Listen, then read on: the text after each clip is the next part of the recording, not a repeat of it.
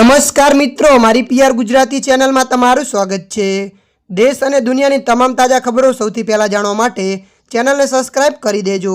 મિત્રો, અત્યારે હાલ ભૂકંપને લઈને એક મોટા સમાચાર સામે આવી રહ્યા છે। જી હા મિત્રો, આપને જણાવી દઈએ કે અરુણાચલ પ્રદેશમાં ભૂકંપ। જી હા મિત્રો, વિગતવાર આપણે વાત કરીએ તો આજે સવારે 5 અને 6 વાગે અરુણાચલ પ્રદેશના દિબાંગ ખીણમાં ભૂકંપના હળવા આંચકા અનુભવાયા હતા। ત્યારે મિત્રો વધુ જણાવી દઈએ કે રિક્ટર સ્કેલ પર તેની તીવ્રતા 3.8 માપવામાં આવી હતી।